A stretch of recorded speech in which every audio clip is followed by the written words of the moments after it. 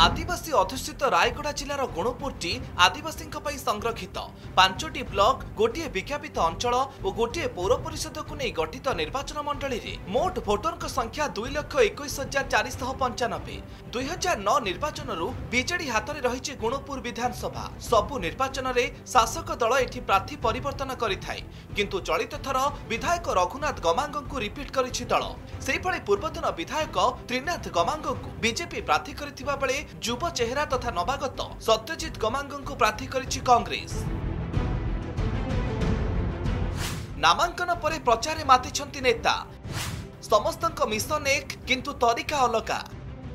गुणुपुरे खरार पाराठारू base अधिक रहुछि निर्वाचनी ताती। रघुनाथ गमांग नवीन सरकार को सफलता को अस्त्र करिथिबा बेले बीजेपी इस्ताहार को घरे घरे पहुंचाई भोट हातेइबाकू चेष्टा करुछंती त्रिनाथ गमांग। कांग्रेस नवागत युव नेता सत्यजित गमांगंकर राजनीति में सेतेटा अभिज्ञता नथिले मध्य गत 4 वर्ष धरी विभिन्न गाँ गाँ बुली संगठन सुदृढ़ करिसेंती। कांग्रेस ग्यारंटी कार्ड समस्त भोटर को प्रभावित करुछि। लोके परिवर्तन चाहुछंती तेणु एथर बाजीमात करिबे बोली आशा रखिछंती सत्यजित। लोकंकर समर्थन मिलुछि, लोक आशा भरोसा रखिछंती माननीय मुख्यमंत्री के ऊपर। तेणु आमे निश्चय विजय लाभ करिबे संदेह नाही। हमको फील्ड रे बहुत जन समर्थन मिलुछि। लोक माने बहुत खुशी अछंती जे एटे परिवर्तन करिया पय चाहुछंती। निश्चय भाव एटे परिवर्तन हबो एवं कांग्रेस निश्चय भाव एटे जितबे विजय लाभ करिवो। गुणपुर निर्वाचन मंडली पय बहुत समस्या अछि, बहुत काम करिवार मध्य बाकी रहिछि।